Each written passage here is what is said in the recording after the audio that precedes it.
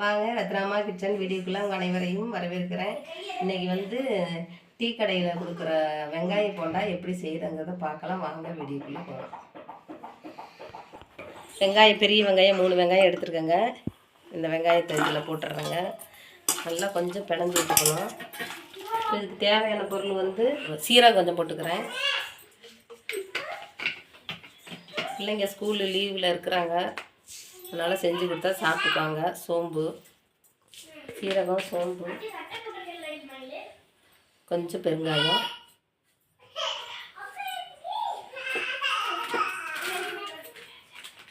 கொஞ்சம் மஞ்சத்தூள், நிறையா போடக்கூடாது,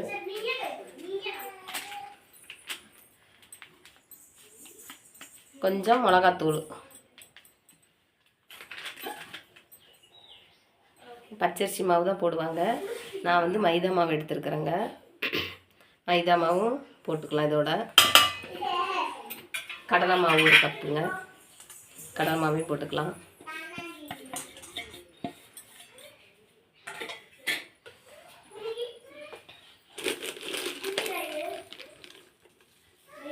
தேவையான அளவு உப்பு போட்டிருக்கேன்.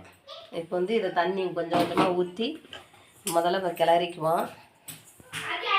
ரொம்ப நல்லா இருக்குங்க. குழந்தைங்களாம் நல்லா விரும்பி சாப்பிடுவாங்க. இதே மாதிரி நீங்களும் உங்கள் வீட்டில் ட்ரை பண்ணி பாருங்கள். தண்ணி ஊற்றி கொஞ்சம் கொஞ்சமாக பிணைஞ்சிக்குவோம்.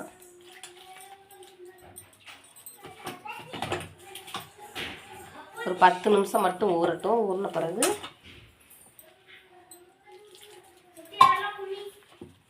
கொஞ்சம் எல்லாமே சேரணும். அதுக்காக ஒரு 10 நிமிஷம் மட்டும் ஊற வச்சுக்கலாம்.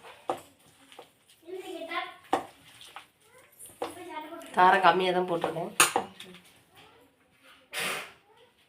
மல்லி, கருவேப்பிலை கொஞ்சம் போட்டுக்கிறேன். நிறைய பச்சை மிளகாய் போடல, ஒரே ஒரு பச்சை மிளகாய். குழந்தைங்க சாப்பிடக்கூடாதுன்னு குழந்தைங்க சாப்பிடுவாங்க அப்படின்ட்டு ஒரே ஒரு பச்சை மிளகாய். நிறைய போட்டால் காரமாக இருக்கும்.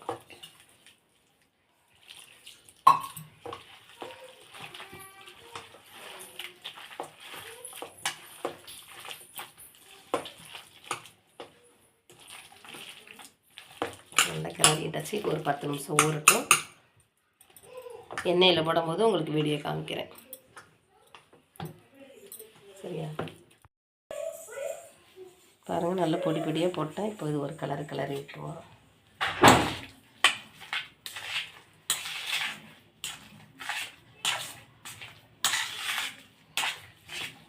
நிறைய போடக்கூடாதுங்க, சதன்னு இருக்கும். அதனால் 3 போட்டிருக்கேன்.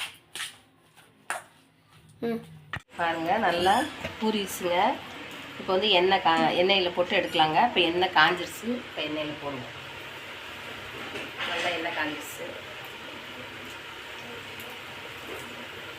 கலர் போடலாங்க. நான் கலர் போடலை, குழந்தைங்களாம் சாப்பிட்றாங்கன்ட்டு கலர் வேணான்னு நான் கலர் போடலை. வேணுன்னா நீங்கள் கலர் போட்டுக்கோங்க. கேசரி பவுடர் வேணுன்னா போட்டுக்கோங்க. நான் போடலை. பாருங்கள், வெங்காயம் போட்டால் நல்லா மொறுமொறுன்னு வெந்துருச்சுங்க. சோயா பீன்ஸு, மைதா மாவு, கடலை மாவு இதான் நான் போட்டிருக்கேன். பச்சரிசி மாவு போடல. இதே மாதிரி நீங்களும் உங்கள் வீட்டில் செஞ்சு பாருங்கள். நல்லா சூப்பராக வந்திருக்கு. வெங்காயம் போட்டால் நல்லா மொறுமொறுன்னு இருக்குது. குழந்தைங்க நல்லா சாப்பிடுவாங்க. இதே மாதிரி நீங்களும் உங்கள் வீட்டில் செஞ்சு பாருங்கள். செஞ்சு பார்த்துட்டு நல்லா டேஸ்ட்டாக இருந்தால் லைக் பண்ணுங்கள், ஷேர் பண்ணுங்கள், கமெண்ட் பண்ணுங்கள். பெல் பட்டனை கிளிக் பண்ணிவிடுங்க. ஃப்ரெண்ட்ஸ்க்கெல்லாம் ஷேர் பண்ணுங்கள். அடுத்த வீடியோவில் பார்க்கலாம்.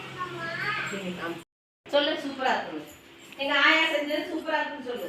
உங்க ஆயா செஞ்சது சூப்பரா இருக்கு. லைக் பண்ணுங்கன்னு சொல்லு.